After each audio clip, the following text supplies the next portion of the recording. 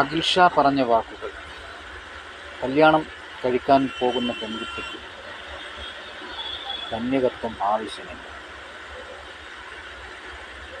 അഥവാ വർജിൻ.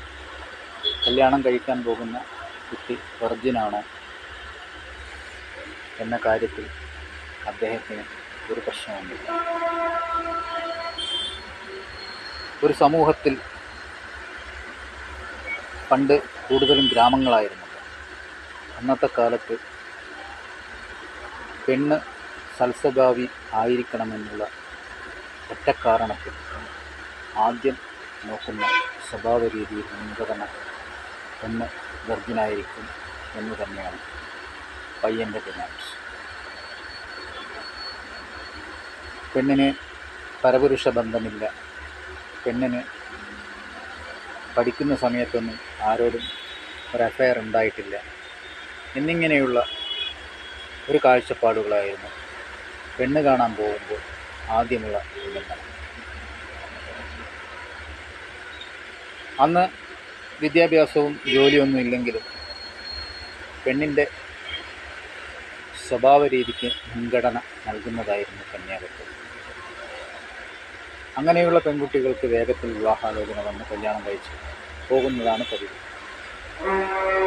ഇന്ന് കാലം തെറ്റി. ജീവിത പ്രതിസന്ധിയിൽ എല്ലാം മനുഷ്യന് മുന്നിൽ വഴിമുട്ടി നിൽക്കുകയാണ് പതിവ്.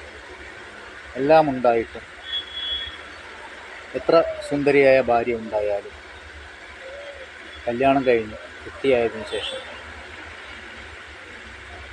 ചുരുക്കം ചില ചെറുപ്പക്കാർ, ശതമാനക്കണക്ക് നോക്കിയാൽ ഒരുപാട് കാണും, ആണുങ്ങളുടെയും പെണ്ണുങ്ങളുടെയും സ്വഭാവ രീതിയിൽ സമൂഹത്തിൽ വല്ലാതെ മാറ്റം വന്നു. സ്ത്രീക്ക് പുരുഷനോടും പുരുഷന് സ്ത്രീയോടും തോന്നുന്ന പുതിയ ബന്ധം, അതിന് അവിഹിതം എന്ന് തന്നെ പറയും. കാലത്തിൻ്റെ കല്യാണ മാരേജ് കണക്കനുസരിച്ച് കേരളത്തിൽ ഏറ്റവും കൂടുതൽ ഡൈവോഴ്സ് വരുന്ന സംസ്ഥാനമായി കണക്കെടുപ്പിൽ തന്നെ പറഞ്ഞിട്ടുണ്ട്.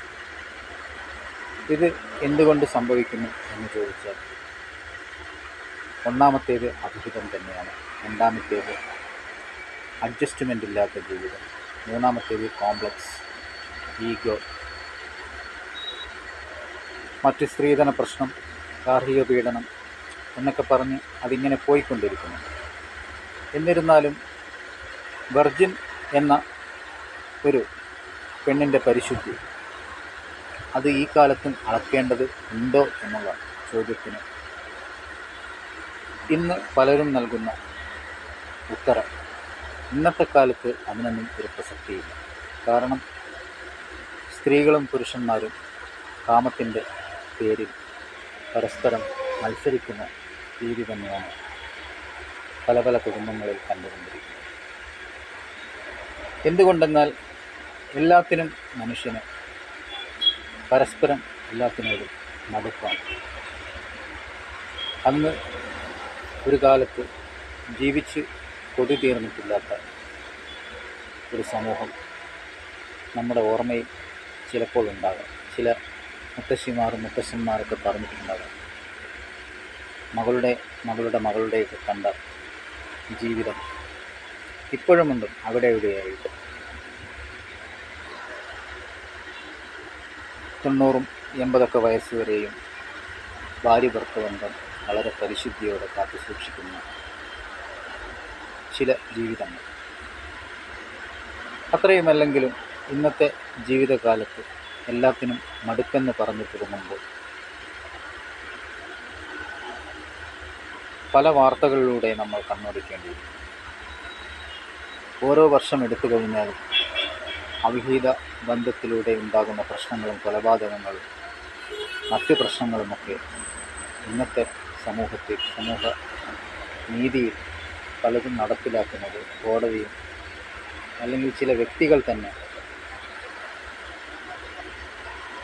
കൊലപാതകങ്ങളിലേക്കൊക്കെ എത്തുന്നതാണ് പതിവ്.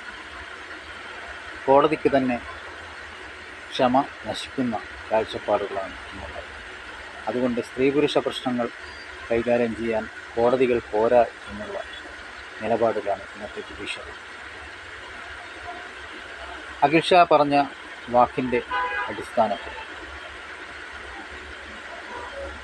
കന്യാകത്വം പെൺകുട്ടികളിൽ അതിന്ന് ഭൂരിഭാഗവും അത് കാണാനില്ലാത്തതാണ്. എന്നുവെച്ച് അവർക്ക് പരസ്പുരുഷ ബന്ധം ഉണ്ടെന്നല്ല, ഉണ്ടെങ്കിലും ഇല്ലെങ്കിലും നമുക്ക് ആണിന് അതിലൊന്നും സംശയിക്കാൻ ഇന്നത്തെ നിയമവ്യവസ്ഥയിൽ ഇടമില്ല. കാരണം ഇന്നത്തെ അവരുടെ വ്യായാമത്തിലും ഒരുപക്ഷെ നീന്തലിലും മറ്റ് ജോലി സാഹചര്യത്തിലും അതിനൊക്കെ കന്യാചർമ്മത്തിനൊക്കെ കോട്ടം തട്ടുന്ന ഒരു കാഴ്ചപ്പാടുകൾ ഇന്ന് സയൻസിനുണ്ട്. അതുകൊണ്ട് തന്നെ പല ഡോക്ടർമാരും അതിനെക്കുറിച്ച് വിശദീകരിച്ചിട്ടുണ്ട്. എന്നിരുന്നാലും ചില ചെറുപ്പക്കാർക്ക് ഇതിൻ്റെയൊക്കെ പരിശുദ്ധി കണ്ടേ മതിയാകും. അങ്ങനെയുള്ള പരിശുദ്ധി ചിലപ്പോൾ തേടിപ്പോയാൽ ആ ബന്ധം ജീവിതകാലം മുഴുവൻ നിലനിൽക്കില്ല എന്ന് തന്നെ നമുക്ക് ഉറപ്പിച്ചെടുക്കുക. മറ്റൊരു കാര്യം